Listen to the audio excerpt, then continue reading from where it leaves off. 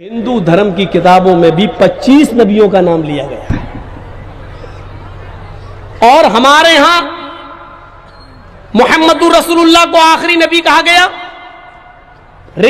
भागवत पुराण और कल्की पुराण और भविष्य पुराण के अंदर इन तीनों किताबों में 24 ऋषि महान बताए गए और 25वें ऋषि को महान बताया गया है जो सबके अंत में, सबके लास्ट में आएंगे, जिनका नाम कल्की होगा, नराशंस होगा, उन्मा होगा, बहुत से नाम उनके बताए गए। ये नाम होगा उनका और उनकी एक पहचान जो बताई गई है वो मैं आपके सामने रखकर बात को आगे बढ़ा रहा हूं। अज्ञान हेतु किरत मोह मदांधिकारम नाशम विधायम हि तदोदयते विवेका तथस्तु शंभल गिरामे सोतु स्वाजीव जात मंगलाचार्य बहुला पापिता विभजिज्जता। श्रीमद् भागवत पुराण स्कंद 12 अध्याय 2 मंत्र नंबर 66।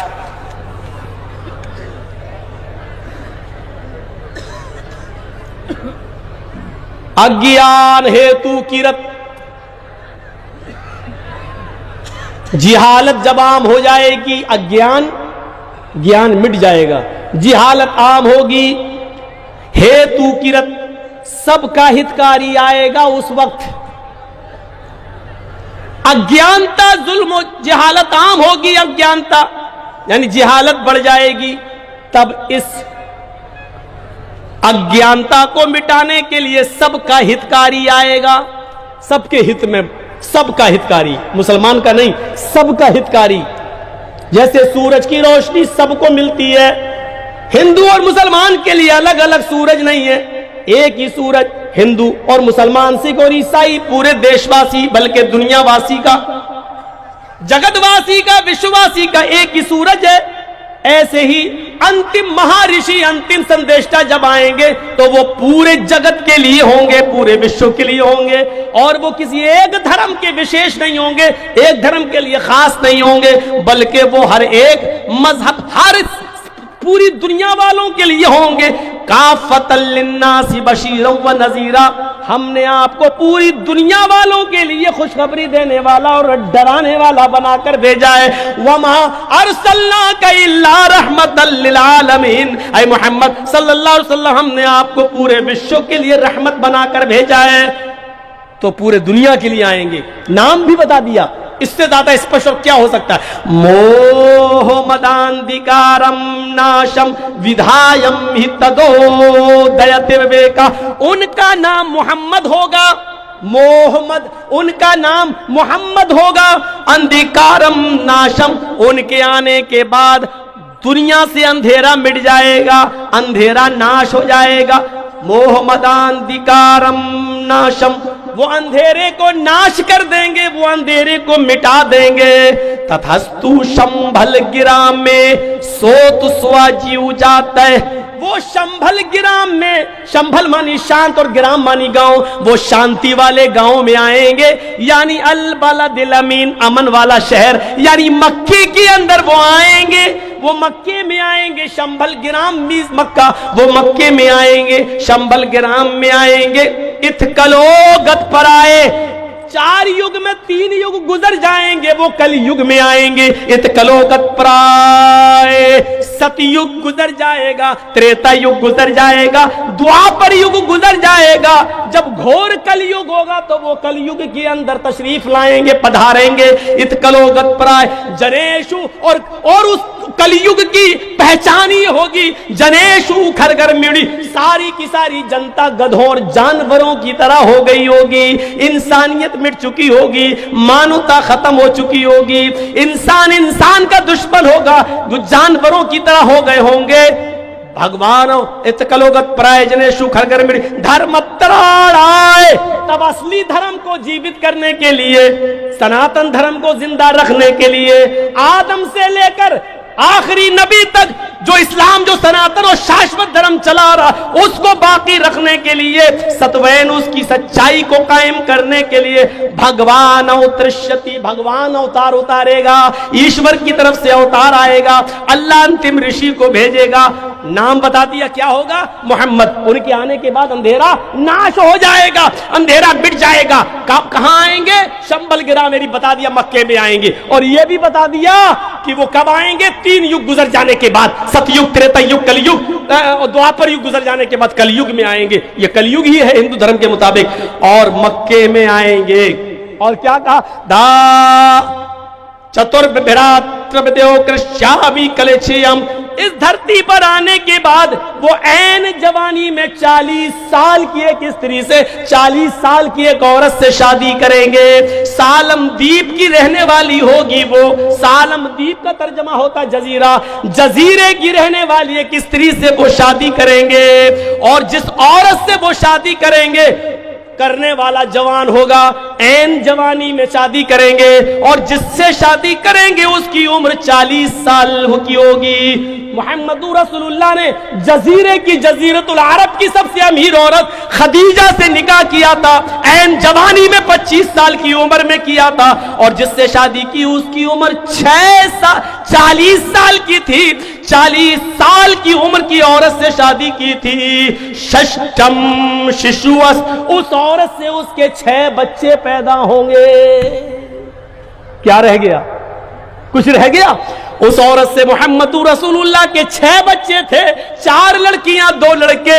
4 लड़कियों के नाम है जैनब, दूसरी का नाम है रुकैया, तीसरी का नाम है उम्मे कुलसूम, और चौथी बेटी का नाम है फातिमा। और 2 बेटे उनसे पैदा हुए, एक बेटे का नाम है कासिम और दूसरे बेटे का नाम है, मेरे भाइयों, तैयब और ताहिर जिनका लक़ब है। मेरे भाइयों जरा गौर करो, अब्दुल्ला, ये 2 बेटे तैयब और ताहिर जिनका लक़ब था, एक कासिम एक अब्दुल्ला, ये 2 बेटे पैदा हुए, 4 बेटियां। और हिंदू धर्म की किताब कल की पुराण, भागवत पुराण ये कह रही है कि वो 40 साल की स्त्री से, औरत से शादी करेंगे और उस औरत से उसके 6 बच्चे पैदा होंगे। उस औरत को जोड़ने के बाद उस्ट्रयस्य परवाहिड़ो बधु बंतो द्युदशा, उस नबी की, उस कलकी की, उस स्त्री को जोड़ने के बाद टोटल 12 बीवियां होंगी, 12 पत्नियां होंगी। लीजिए, 12 बीवियों वाला अगर पूरी इंसानी तारीख में तुम अपने 64,000 ऋषि मुनि जोड़ लो, और हम अपने अकीदे के मुताबिक, जो चाहे ज़ईफ और मौजू हदीस ही क्यों ना हो, लाख, 1 लाख, 1.25 लाख अंबिया किराम की तारीख में हम देखते हैं तो हमें 12 बीवी वाला कोई नहीं मिलता है। हम जब सुलेमान की तारीख पढ़ते हैं तो उनकी 99 बीवियों का जिक्र मिलता है। दाऊद अलैहिस्सलाम का जिक्र पढ़ते हैं तो उनकी 1000 बीवियों का जिक्र मिलता है। राजा महाराजाओं की तारीख पढ़ते हैं तो 300 औरतें रखने का रवाज पाया मिलता है। हम, मेरे भाइयों, रामचंद्र जी की तारीख पढ़ते हैं तो उनकी एक पत्नी सीता का जिक्र मिलता है। कृष्ण जी की भी एक ही पत्नी का जिक्र मिलता है। हमने तारीखें देखी है, पढ़ी है। ईसा अलैहिस्सलाम की हिस्ट्री उठाता हूं तो उनकी शादी नहीं मिलती है, वो बगैर शादी किए हुए सलीब पर लटका दिए गए तुम्हारे अकीदे के मुताबिक, और हमारे अकीदे के मुताबिक जिंदा आसमान पर उठा लिए गए हैं। वो कुर्ब क़यामत फिर आएंगे, काने दज्जाल का खात्मा करेंगे। हम उस तरफ नहीं जाना चाहते, हटना नहीं चाहते हम वेदों के मंत्र से। मेरे भाइयों, आओ, इतना कुछ करने के बाद का वो ऊंट की सवारी करेगा, यानी उस बस्ती में आएगा जहां ऊंट की सवारी होगी। अल्लाह के नबी ऊंट की सवारी किया करते थे, ऊंटनी का दूध भी पिया करते थे, और ऊंटनी जजीरतुल अरब रेगिस्तानी इलाके ही में पाई जाती है। इसका मतलब यह कि आखिरी नबी रेगिस्तानी इलाके में आएगा, जजीरतुल अरब में आएगा, और उसकी 12 बीवियां होंगी। 12 बीवियों वाले सिर्फ मुहम्मद रसूलुल्लाह नजर आते। कृष्ण जी की एक पत्नी का आधार जो हमने बताया है महाभारत से, लेकिन उनकी पत्नियों का अगर जिक्र पढ़ेंगे तो महाभारत में दूसरी जगह लिखा है कि 16,108 सबसे ज्यादा पत्नियों का वर्णन अगर मिला है तो कृष्ण जी की। बहुत से लोगों ने इस पे गाना भी बनाया, चारों तरफ गोपियां बीच में कन्हैया, तो वो एक अलग चीज है। बीवियां ज्यादा होना ये गलत नहीं है, पत्नियां ज्यादा रखना गलत नहीं है, लेकिन सवाल यह है कि 12 बीवी वाला आखिरी नबी होगा, जो आखिर में आएगा उसकी 12 बीवी होगी। और हम आखिरी नबी को ढूंढ रहे हैं हिंदू भाई हमारे, तो आखिरी नबी की 12 बीवी, और 12 बीवी किसकी थी? मुहम्मद रसूलुल्लाह सल्लल्लाहु अलैहि वसल्लम की। उसके बाद कहा गया अंधेरे को नाश कर देगा। आप देखिए कितना अंधेरा था अरब की सरजमीन पर, कितना अंधेरा था अरब की धरती पर, कितना अंधेरा था अरब की सरजमीन पर। आप इसका अंदाजा नहीं लगा सकते हैं। जुआ, अब आइए थोड़ा सा पढ़िए ज़ादुल मआद अल्लामा इब्न क़य्यिम की। जुआ इतना खेला जाता था कि लोग जुए में रकम हार जाते थे कैश, तो अपना मकान लगा देते थे। मकान जुए में हार जाते थे तो अपनी बीवी जुए में लगा देते थे, और बीवी भी जुए में हार जाते थे तो अपनी जवान बेटी भी जुए में हार लगा देते थे। ये अरब का हाल था। पढ़िए इब्न क़य्यिम की किताब ज़ादुल मआद। इससे ज्यादा अंधेरा क्या होगा? बेटा अपने बाप के मरने के बाद अपने घर से चादर उठाता था और अपनी मां के ऊपर डालकर उसको बाहर निकालकर कहता था, लोगों मेरा बाप मर गया, मैंने अपनी चादर अपनी मां के ऊपर डाल दी, आज के बाद ये मेरी मां नहीं है, मैंने इसको अपनी पत्नी अपनी बीवी बना लिया।